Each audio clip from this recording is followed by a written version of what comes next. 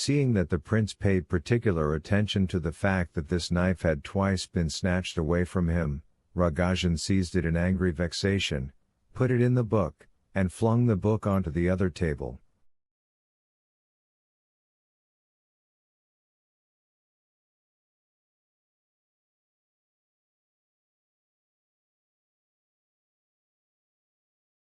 "Do you cut the pages with it?" asked the prince, but somehow absent-mindedly, still as if under the pressure of a deep pensiveness.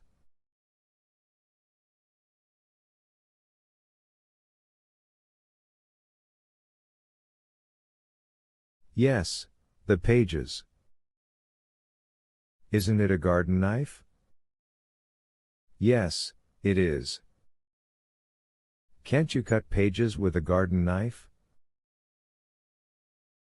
"But it's brand new." "Well, what if it is new?" "So now I can't buy a new knife?" Rogozhin, who was getting more and more vexed with every word, finally cried out in a sort of frenzy.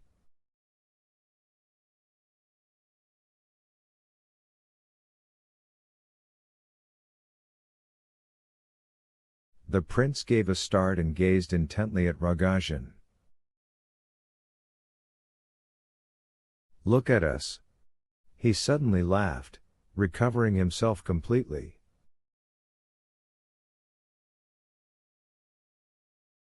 "Forgive me, brother, when my head's as heavy as it is now, and this illness, I've become quite absent-minded and ridiculous."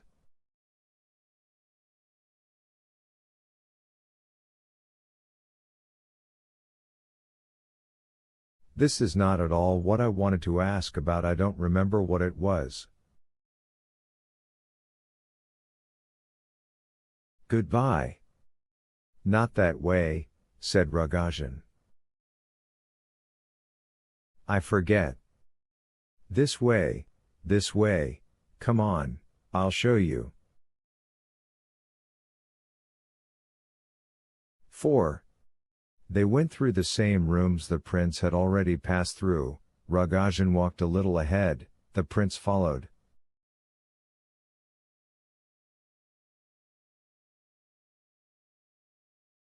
They came to a big reception room. Here there were several paintings on the walls, all portraits of bishops or landscapes in which nothing could be made out.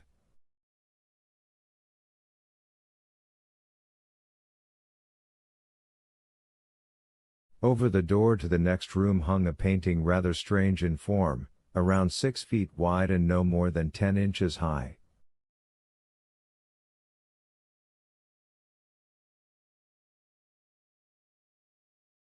It portrayed the Savior just taken down from the cross. The prince glanced fleetingly at it, as if recalling something, not stopping, however, wanting to go on through the door.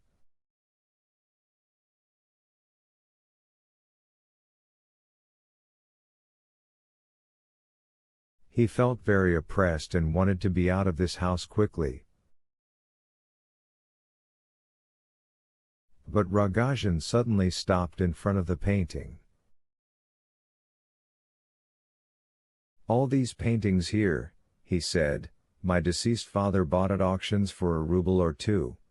He liked that."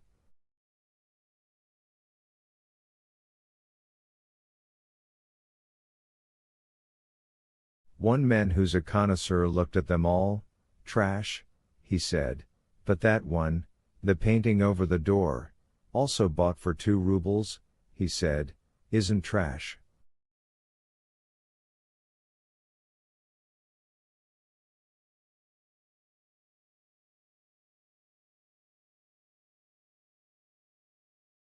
In my father's time somebody showed up offering 350 rubles for it, and Savelyev, Ivan Dmitrich, a merchant, a great amateur, went up to 400, and last week he offered my brother Semyon Semyonich as much as 500.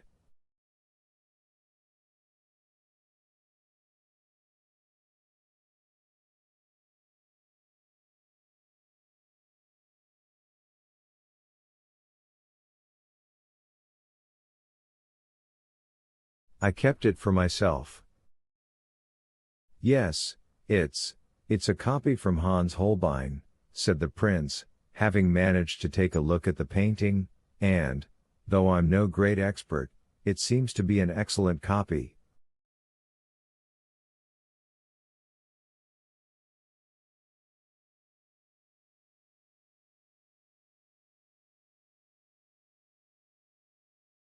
I saw the painting abroad and cannot forget it. 19 But, what's the matter?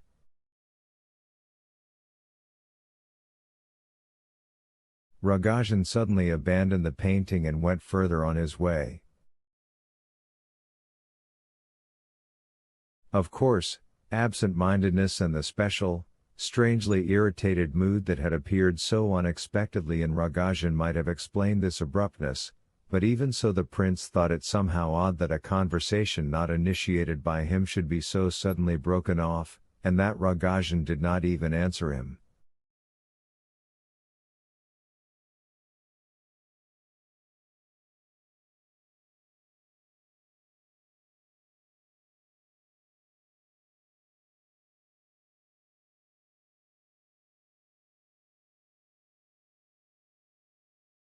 But I've long wanted to ask you something, Lev Nikolaich, do you believe in God or not?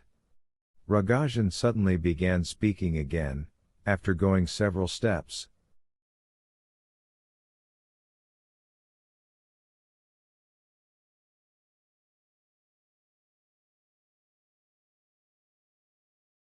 How strangely you ask and stare, the prince observed involuntarily.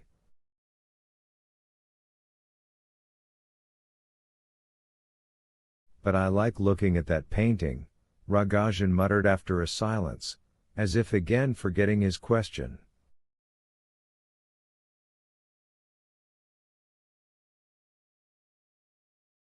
At that painting, the prince suddenly cried out, under the impression of an unexpected thought. At that painting.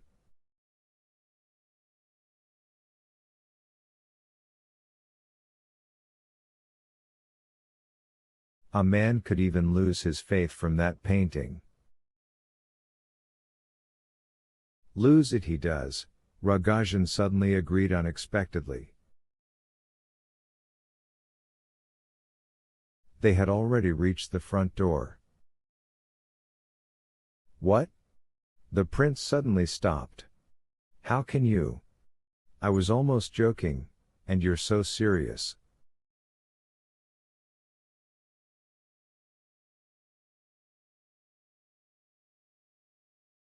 And why did you ask me whether I believe in God? Never mind, I just did. I wanted to ask you before. Many people don't believe nowadays. And is it true, because you've lived abroad, what one drunk man told me, that in our Russia, people don't believe in God even more than in other countries?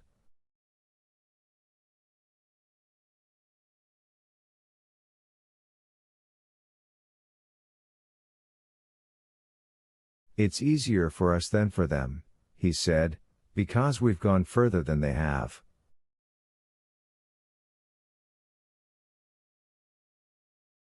Rogozhin smiled sarcastically, having uttered his question, he suddenly opened the door and, keeping hold of the handle, waited for the prince to go out.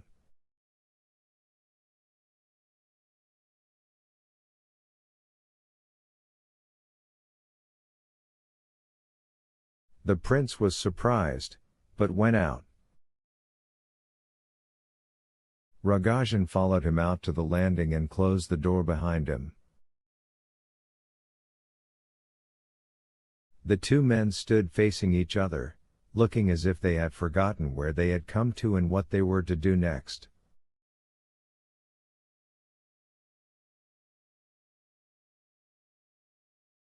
Goodbye, then, said the prince, holding out his hand. Goodbye, said Rogozhin, shaking the extended hand firmly but quite mechanically.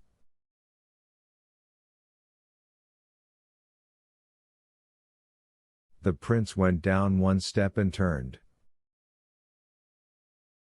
But with regard to belief, he began, smiling, evidently unwilling to leave Rogozhin like that, and also becoming animated under the impression of an unexpected memory. With regard to belief, I had 4 different encounters in 2 days last week.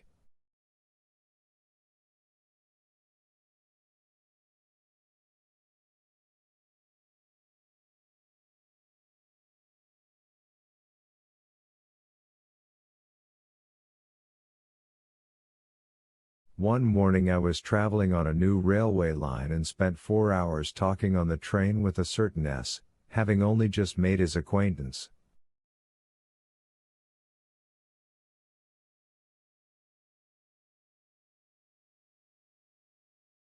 I had heard a good deal about him before and, among other things, that he was an atheist.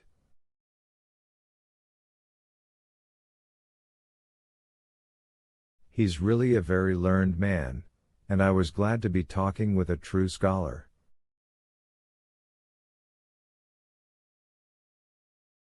Moreover, he's a man of rare courtesy, and he talked with me as if I were perfectly equal to him in knowledge and ideas.